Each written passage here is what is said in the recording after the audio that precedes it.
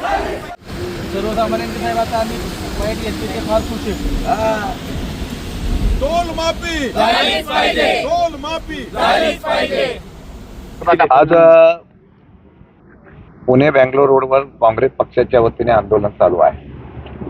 खरं म्हटलं तर सर्वसामान्यांच्या मनामधलं असलेलं हे आंदोलन होत आहे आणि या आंदोलनाला महाविकास आघाडीचा घटक म्हणून या ठिकाणी डॉक्टर सुरेश जाधव आहेत. त्यांच्या नेतृत्वाखाली काँग्रेस पक्षाच्या या आंदोलनाला पाठिंबा देण्यासाठी मी आणि जिल्हा अध्यक्ष सुनील माने आम्ही या ठिकाणी उपस्थित आहोत. खरं म्हटलं तर फार मोठ्या प्रमाणात लोकांमध्ये असंतोष आहे.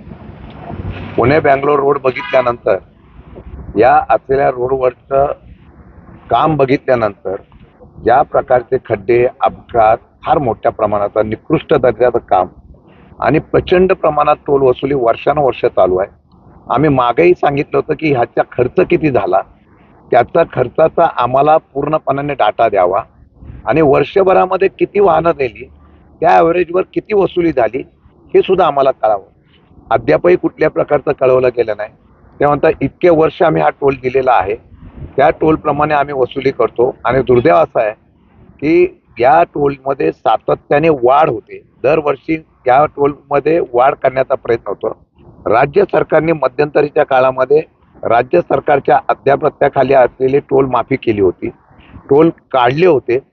या पुणे बँगलोरमधल्या असलेल्या रोडवर का टोल असावा विशेषतः काल नितीन गडकरींनीच सांगितलं 60 किलोमीटरच्या अंतरामध्ये 2 टोल नसावे.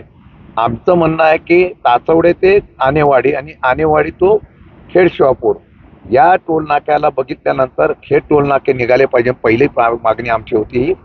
आणि दुसरी मागणी असं आहे की या सर्व टोलच्या संदर्भामध्ये जो काही धोल चाललेला आहे त्याच्याबद्दलची चौकशी होणं गरजेचं आहे.